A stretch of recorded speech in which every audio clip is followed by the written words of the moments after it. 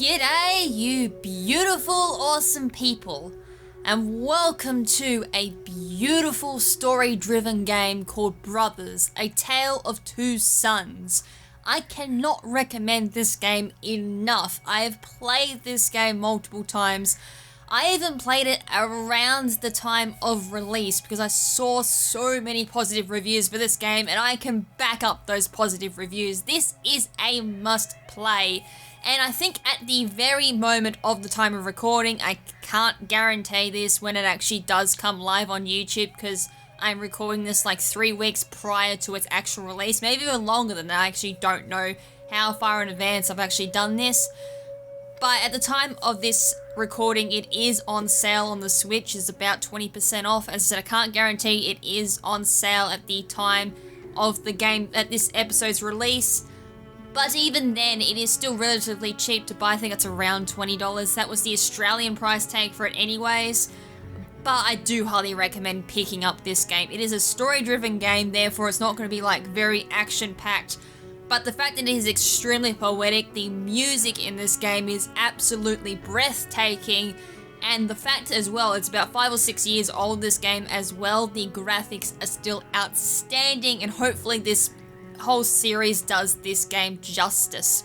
I've also have done a review on this game as well over on my Steam account, so if you want to check that out, whether it be after the series is finished or even just now, if you have played this game and just want to see my whole opinion on the game. Basically, even to this day, my opinions still on this game still remain valid. I love this game. I love this story. It has kind of made me want to branch out into other story-driven games, but this by far is my absolute favorite. Now, a little bit of transparency here as well. This is actually my second time playing through because the very first time I recorded this series, there was a huge recording error and it spanned through every episode. So I had to scrap the first recording, so this is my second playthrough. So I just want that out there as transparency. It's not going to be like my first reaction because in the first recording, I said I'd left my playthrough for about 5 or ever so years to try and make it so it was like I kind of forgot what the game was about and everything, and I will admit I actually wasn't happy with how it turned out. The finale, however, was phenomenal, and I'm going to be very upset that this may not have the same quality as the previous finale, but hopefully this time around I might have a little bit more commentary because I'm going to say the finale was very minute commentary for good reasons. So when we do get the finale, you'll see why there was kind of minute. When I say minute commentary, you'll probably understand why. Alright, anyways, I think that's all I've got to really say up front anyways. As I said, I want to put out that transparency there just so you're wondering why there's just so much commentary going on, even though I did say I was going to approach this game kind of blindsided. Didn't kind of happen in my first playthrough, so I just may as well go through knowing what's going to happen. It's going to help with the commentary as well. So this game does have some bonus content in the form of art gallery, sound gallery, as well as director commentary video. I actually do highly recommend, once you've played through the first time, play through again with the director commentary video going on. It's really great insight and everything on how they went about with this game. The sound gallery, I definitely would recommend if that doesn't. I haven't actually looked at it personally, but if it includes music, like the Steam version did, go check that out. I love the music in this game. It's absolutely breathtaking, as I said in the very first opening part of this video. I love the music, and I even own the soundtrack for this game too. It is absolutely amazing. Art gallery as well, which I'm not going to go into too much depth because it will kind of give away a little bit of spoilers for the game, especially for those who have not seen this game or even played this game. I'm not going to touch that. There is also achievements as well. I'm actually not going to go into that and show that off at all because it, again, will probably give away a little bit of spoilers, which I don't want happening. Alright, so without further ado, let's hit that play button and I'm going to go to new game. And if you start a new game, yep, that's only because, as I said, I have technically already played through this game once. And yes, this is available as a 2-player game as well, so you can do co-op, which works in very well with how the control scheme works with this game. And I will say this as well, just up front for 2 players, grab your best friend, grab an older sibling or younger sibling, whoever is close to you, and play this with 2-player if you do have that option of having a companion play along. You will probably walk out of this game with a much better relationship because the control scheme in this game is probably the most poetic control scheme. And I don't use that phrase very often, a poetic control scheme. This game itself, whether it's music, control scheme, everything about it in a way is just poetic in such a symbolic, metaphoric, and whatever literate terms you want to use. It's one of the main reasons why I love this game so much. And this is coming from someone who used to study literature quite well, which is very surprising. As a lot of you may know, I'm dyslexic, so I can't read very well. So to hear that I used to have a study in literature might be surprising to a few of you, or maybe most of you. But no, I did used to study. My main area was actually poetry, believe it or not. I love poetry even to this day, and I used to write a lot of poetry, but that's beside the point. We're getting into the game now because I've spent too much talking about the game, so let's just not tell, let's actually show, as the old saying would go. Don't show, not tell. But no, we're starting off in a bit of a somber term here, and believe me, episode 1, I'd probably embrace it. Because after episode 1, it's, yeah, again, I probably shouldn't jump into too much, but embrace the terms of, the second end of episode 1 anyways. We're going to start off with a bit of backstory here, with some world building and character building. Who we're seeing here is Nai, and he's the younger brother, and unfortunately we're witnessing a little bit of trauma going on here with the death of Nai's mother, which leaves a complete scar on Nai, quite emotionally, mentally as well. So for this, he has, he's traumatized, basically. It's traumatized him quite a lot, and if you've suffered very similar fate, whether or not that exact moment, you could kind of almost straight away just relate. It's kind of like building up a type of relationship with player and character, and you'll see plenty of this as well throughout the game itself. But if you've gone through something like that, which, you know, I can't say from personal experience as something that I've experienced, but you will straight away relate with Nai in regards to those type of emotions, that type of hardship, which is really nice. Like, I do love games like that who kind of create that some type of connection with the player. Anyways, we're now going to meet up with Naya and their father, who's not looking too good at the moment as well. So kind of some bad luck going here for the brothers. And with that, we're also entering our tutorial stage. Now, this is where you're going to see why I call the control scheme so poetic. And it'll make more sense why I call it poetic as we go on through the game. Alright, so this is their small little area that they live in. It's kind of confusing why they would live in this type of area too, but no. So this is our control scheme, and for the controls, I highly recommend, if you're playing on the Switch that is, I highly recommend playing with a Pro controller. If you're playing co-op, I think it'll force you into Joy-Cons. If it doesn't, Pro controller still works really well because it actually works in very nice with how symbolic the control scheme is. So just imagine it this way, I'm holding a Pro controller, split it down in half. The left side controls Naya, the big brother, and the right side controls the little brother, aka Nai. So in order to control one brother, you really need to use half the control scheme. So put the two of them together, you have one controls. How awesome is that? So at the moment I'm holding ZL, and as you can see, Naya just moved, and it's not until I hold ZR that I can control both of them. So if I was to let go of ZR, Naya would let go, and I can just control him with the right analog stick. Which normally in video games, I think it's been so long now since I have done anything that is really all that involved, or I don't even think about it because it's just so natural at this point for me. I'm pretty sure that the right analog stick is normally for looking around in video games, and then the left analog stick is normally for moving around. I'm pretty sure that's how it is. As I said, it's kind of like second nature to me now that I really don't think about what side's for controlling what now. So it will kind of feel a little bit awkward if you're playing by yourself to control both the brothers, because you're using both hemispheres of your brain, so left and right. Now we're also going to get introduced to the brothers' strengths. first thing we're going to notice is obviously Naya is the bigger brother. Therefore, he's going to have a lot of strength behind him, so he can activate levers and all that. Whereas to use Nai, he can't actually control the leaders because he doesn't have the strength to actually do it. Next up, though, we do have to move the cart. There are going to be little puzzles along the way, so it's not going to be just straightforward walking simulator with a story happening all around you. You do actually have to do things. And really, the control scheme itself is a puzzle within itself. So it's a puzzle within a puzzle, I guess. So as you can see, I'm kind of struggling a little bit. So another thing with Naya and Nai too is that Nai cannot reach high ledges because of his height. He's obviously a lot smaller.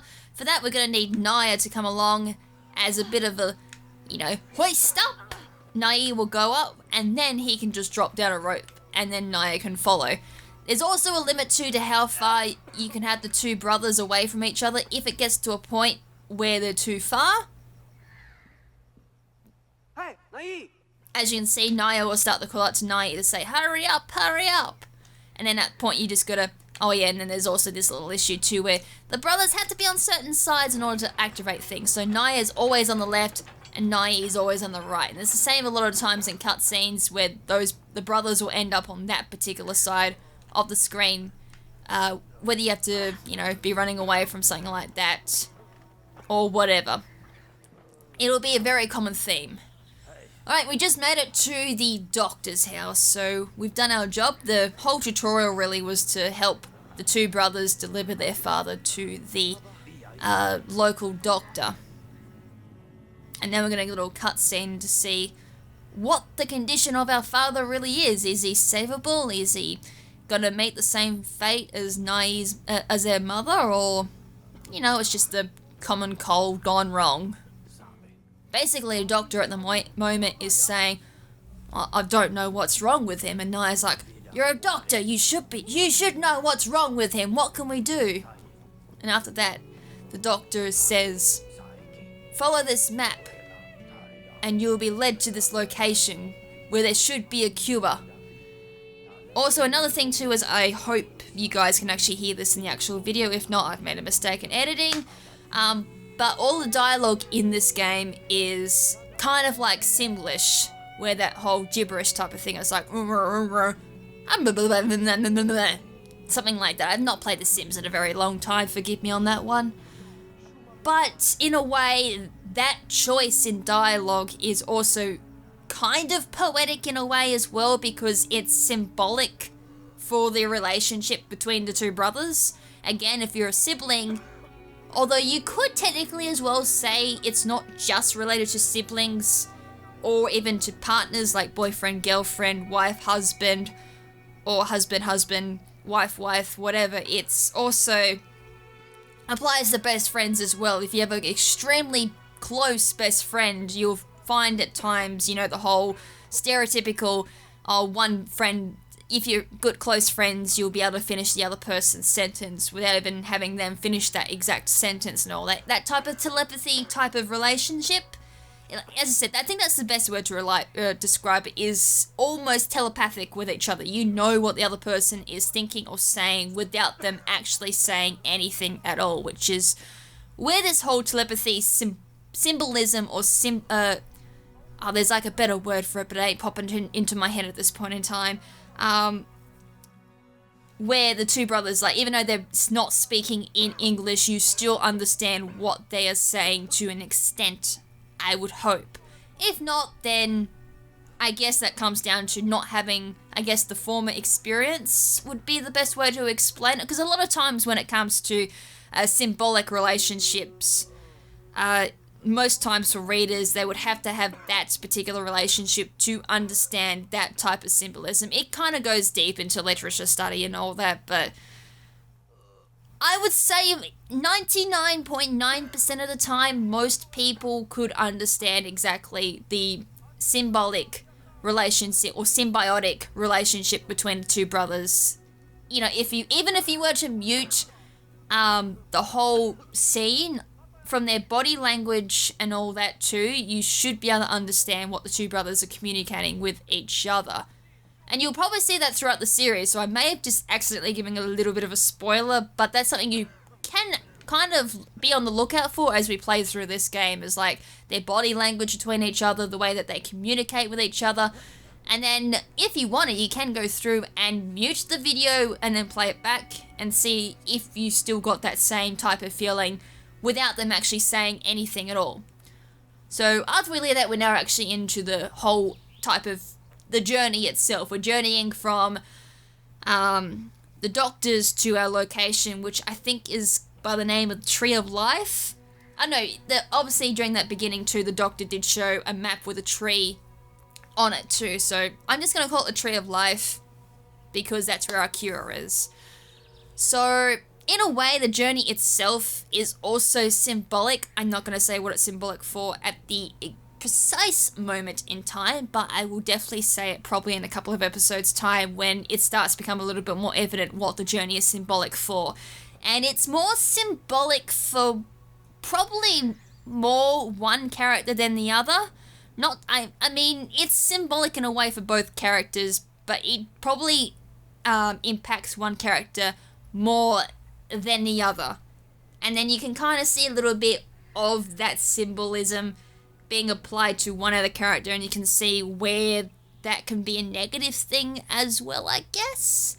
Oh, by the way, you're probably going to hear a lot of that type of talk from me because it's a game that I like to analyze. And as I said, as someone who's had a background of literature study and analysis and all that, I do this an awful lot with things I enjoy. I will break it down and then try and analyze it and get my own connotations out of it and what I understand of it. It's something I really enjoy.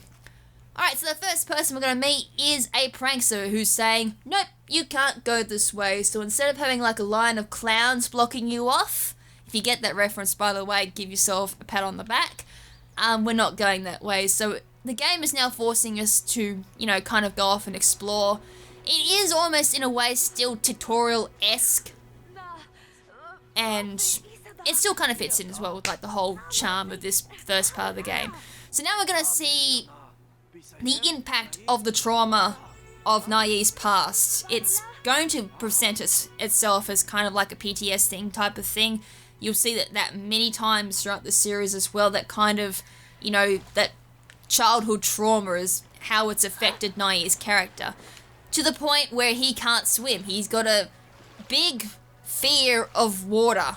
Just like how I've got a big fear of spiders, and it's not because I've had a bad experience with them, it's just because I grew up in an outback town where redback spiders infect your gutters and all that. It's terrifying. And just the fact that spiders are absolutely horrific. But I will say, for someone who does actually have a bit of a natural fear of water myself, because I've had a little bit of experience, not as traumatic as Nai's, but just something that will have a bit of an impact on my life, I do kind of feel for him. So yeah, now we're not forced to go in through the village, and the prankster's like, why did that sound like those egg thieves from Spyro, and all of a sudden I just can't line everyone up? Alright, here's the next part of like mechanics we get taught is climbing up cliffs. So for that we just hold up on the control stick while interacting with the cliff. The brothers will kind of lift up to show that they're ready, and you let go and they will do a jump. Another thing you also get introduced to is basically just jumping mechanics. So you have an awful lot of climbing, automatic climbing if it's just small stuff like that or just some small areas. Another also mechanic, very basic, just interaction stuff is just climbing along ledges like this, which you'll see an awful lot throughout the game as well. We're going to climb down, and now we have infiltrated the village. So we also now get told about camera. I rarely probably use this because the game is pretty responsive with its camera and showing you whereabouts the camera wants to be, but you can use this to kind of, break away from the journey itself and take a couple of seconds of a breather to kind of have a look at the scenery around you, which is why I said this game is absolutely beautiful in regards to its atmosphere, scenery, and the vistas just in general. And the game gives you plenty of opportunities to kind of just soak in and breathe in the atmosphere to kind of make it feel like you're actually there with them too. Kind of like a third wheel in a way, but not a bad third wheel. So hold to rotate the camera. do that. And yeah, I was going to say, hopefully that should disappear, because I was technically already doing it, but it wasn't disappearing. So another mechanic too is, if the game would let me, is we can sit at seats. And sometimes this happens on the Switch. I don't know why, but it's sometimes when you interact with things, it doesn't respond properly. I might only be able to have one person on the seat, because this other person here is just he's just dozed off for a midday sleep, is taking up a bit of room. So every time we interact with these seats, we can kind of just take in and help us just breathe in that atmosphere a little bit more, as a bit of a kind of anticlimactic in a way, I guess, but also, as I said, just to take a moment to just absorb either the challenges you've come from, or just take in the scenery that you're actually in, and in some places to see where you've come from. I just generally cannot remember what I just said then. I just was too busy staring off at the scenery. Good job me. Alright, anyways, continuing on, we've got to climb over these.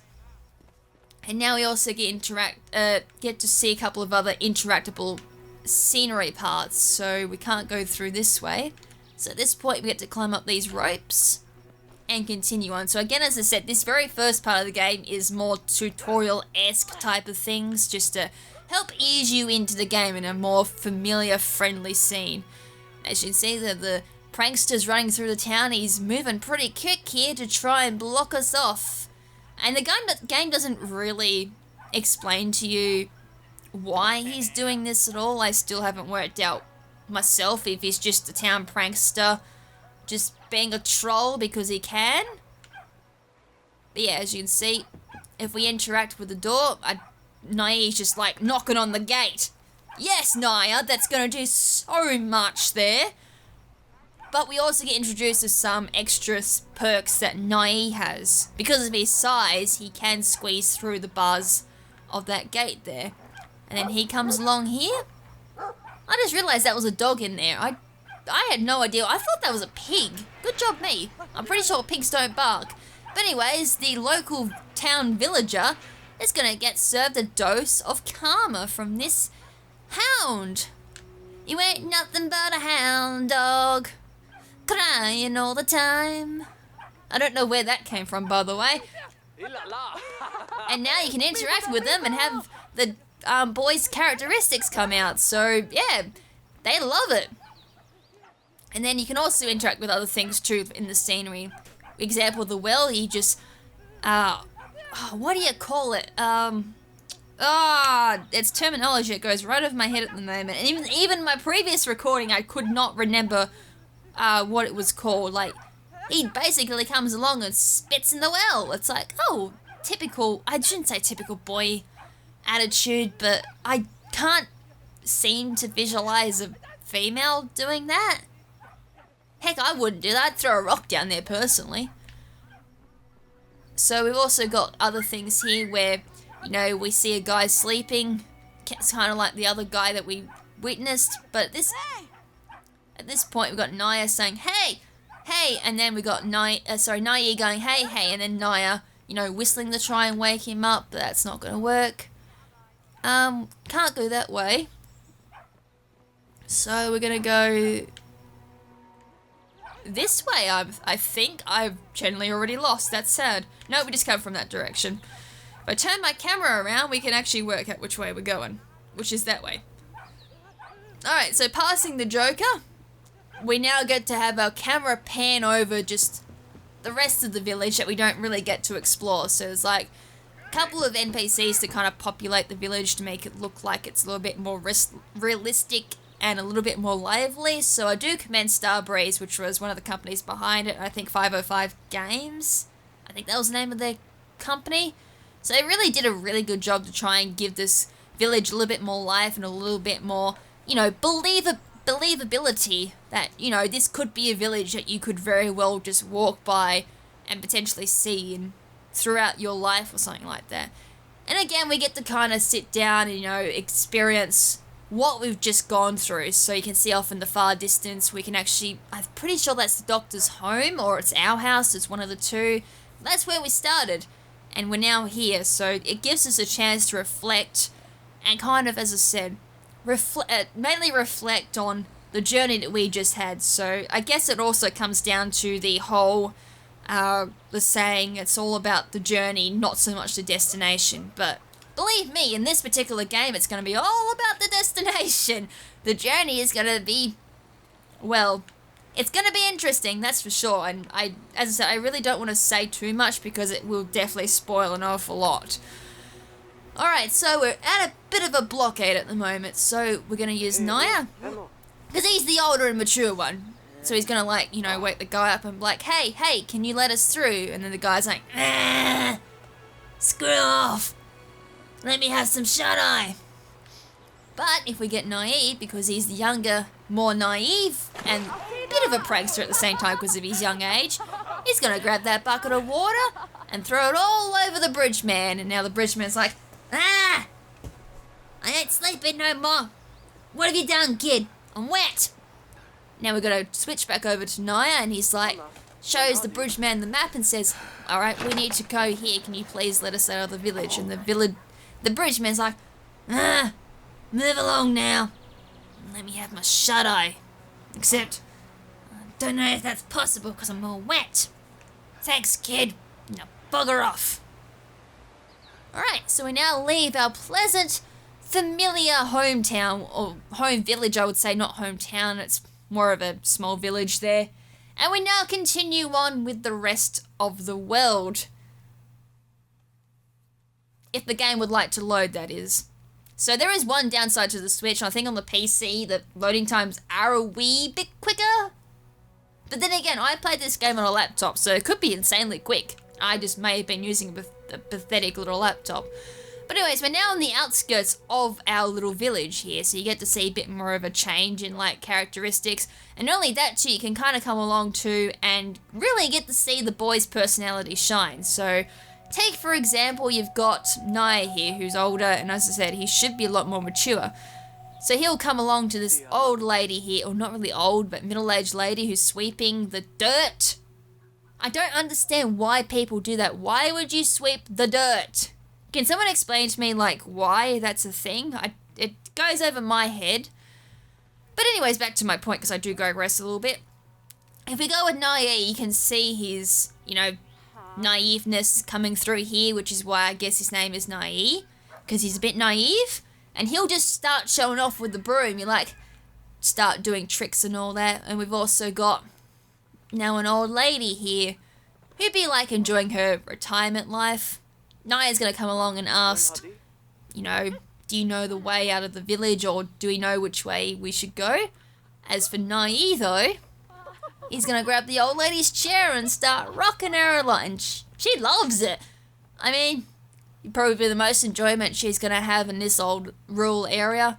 I mean, I really don't blame her, because when you live out in these rural areas, there isn't really all that much to do. Now, you got this little kid here. She kind of like gives you the ball and she's pretending to like guard and all that, and then you can just throw it, and that will give an achievement on both PC and the Steam edition, I do believe.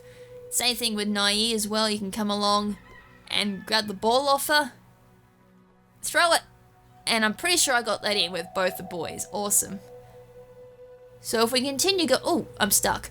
You can shortcut. I don't think there's anything along here, but you can take this path or take the shortcut through. But if you shortcut through, I do believe you'll miss this little bit of scenery down here. So you get to see a little bit more of the residents along here. So continuing along the path, we're going to see a little bit of a blockade there. I do believe that well gives the same interactions as the previous one, but we do come across this resident here, so he's like pruning his roses here, trying to keep his nice rose garden, which he's done a very good job of too. So Naya's going to ask for some directions. Of course he does, because he's like the mature older brother. But then you got Naive coming along here. He sees this snobby old resident. He's going to come along and give him a good whack on the bottom there. It's very very left field, I will admit that, but it does give you a bit of a chuckle. So as I said, it's kind of like the perfect demonstration of the brothers' age gap as well as their personalities. So as you can see, Naya is definitely the older and more responsible brother, and Naya is definitely the more clownish, naive type of brother.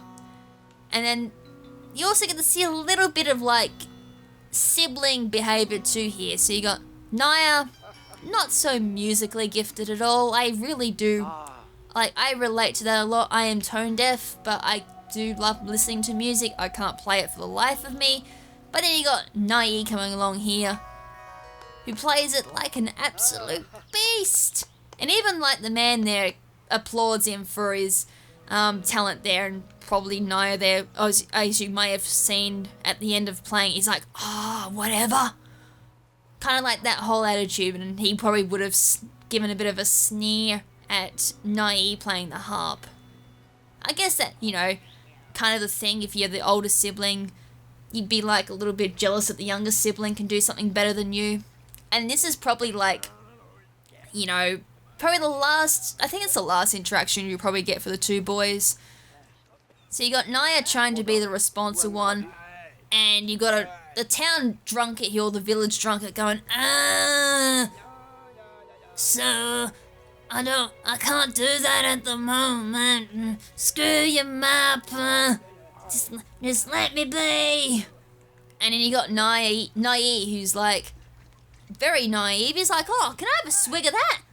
Has a swig and he's like, blah, that's disgusting. Which I can kind of relate to that a little bit too, but not so much asking for it, just more the fact that when I was a very young kid, I used to play the Nintendo 64 with my dad an awful lot. And one day, I accidentally, well, not accidentally, but I had my can of lemonade next to my dad's glass of whatever he was drinking. I think it was like a little bit of liqueur or something like that. And I accidentally picked it up and gave a big swig of that instead of my lemonade. And yeah, it was foul. 16 or so years later, maybe more than that, 14 years or so later, when I turned 18, it still tasted foul, by the way. Never really got into alcohol either. I'm not really a fan of it. Alright, so now we've actually come on to more of one of our, I guess, sub-bosses in a way, or mini-boss. This is kind of gives you an idea on how these type of things will play out. So, our boss here is definitely one scary monster.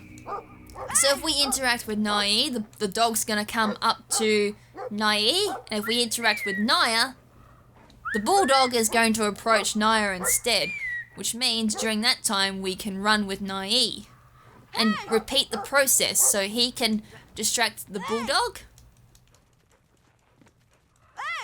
and then Naya just runs over to this platform and repeat the process as so. So you do that, bulldog runs over, tries to run to Naya, and Naya distracts it. Then Nai takes over. This is oh god, no. And if you do get hit by that too, you actually return back to the checkpoint that's happened just before you hit that, or just went off the platform. So you just keep spamming your interact button, and the dog should turn around. In that case, it doesn't. And so this is one of the more simpler puzzles you're going to get, because a lot of the time you'll need to be moving both brothers and using both sides of your head. These puzzles at the start, you can kind of tell, they're very easy on the movement and kind of easy on like how you're supposed to tackle them. It's not very brain overloading, but it's still there nevertheless. So now we've done that, we can definitely go way off our tracks. Finally got the, you know, control scheme going there. Cross the little lake here. And one more climbing puzzle. And up we go. And as I said, the climbing puzzles start off really easy, but as you progress in the game, as I said, the control scheme does start to get a little bit more complicated. And I generally think we're coming very close to the end of this episode as well.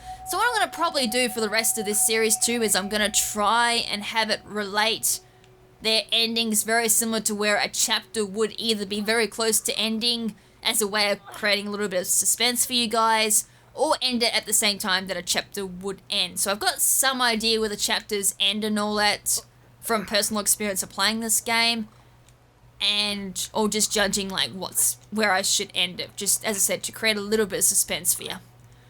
And that was absolutely terrible, by the way. I didn't even push back down on my interact, so they actually did not grab the ledge. So let's try that one more time.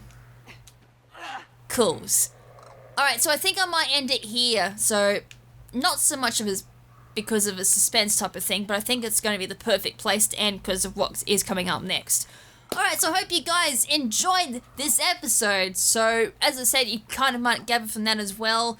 These episodes will be a lot shorter than what you might be used to on this channel. Normally I go for about an hour long, but if I did that with this particular series, we'd probably only have 3 episodes, just to give you an idea on how short this game is. It is, of course, story-driven, therefore it's not going to be an extremely long game, because obviously it'd be very hard to try and create as long, like a normal standard AAA game or length type of game, and keep it story-driven as well, whilst also remaining to its quality of storytelling as well. And this particular storytelling would not work in a very long game. It kind of works best in a very condensed type of story, which is great for this particular game. But anyways, having that said, I hope you guys remain beautiful until next time. I'm not even going to say what's going to happen next time because it can be too much spoilers. This is Lady KrimZen saying ciao for now, but not forever. Ciao!